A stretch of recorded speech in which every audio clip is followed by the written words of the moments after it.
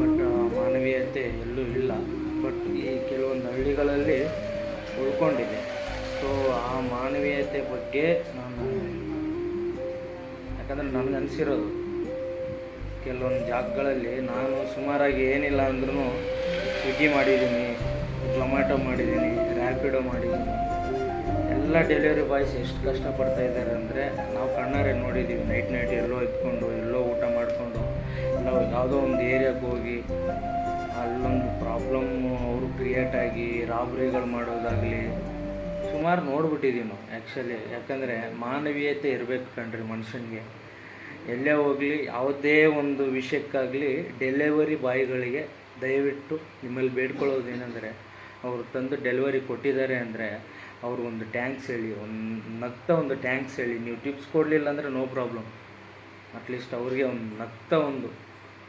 ಒಂದು ಟ್ಯಾಂಕ್ಸ್ ಹೇಳ್ಬಿಟ್ರೆ ಅದರಷ್ಟು ಖುಷಿ ಯಾವುದಿಲ್ಲ. ಯಾಕಂದರೆ ರಾತ್ರಿ ಕಷ್ಟಪಡ್ತಿರ್ತಾರೆ. ಯಾಕಂದರೆ ಮಿಡ್ಲ್ ಕ್ಲಾಸ್ ಹುಡುಗರು ಎಲ್ಲ ಕಷ್ಟಪಡ್ತಿರ್ತಾರೆ.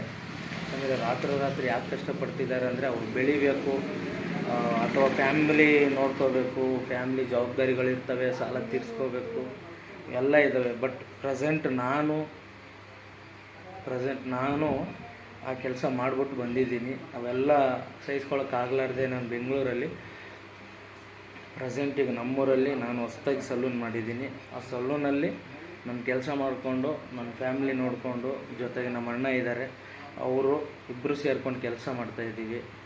ಯಾಕಂದರೆ ಕಷ್ಟ ಅನ್ನೋದು ಸುಮಾರು ನೋಡ್ಬಿಟ್ಟಿದ್ದೀವಿ ಫ್ರೆಂಡ್ಸ್. ಇವಾಗಲೂ ಕಷ್ಟಪಡ್ತಾಯಿದ್ದೀವಿ. ಬಟ್ ಮುಂದೆ ಒಂದಿನ ಒಳ್ಳೆಯ ದಿನ ಯಾವತ್ತು ಬರುತ್ತೋ ಗೊತ್ತಿಲ್ಲ.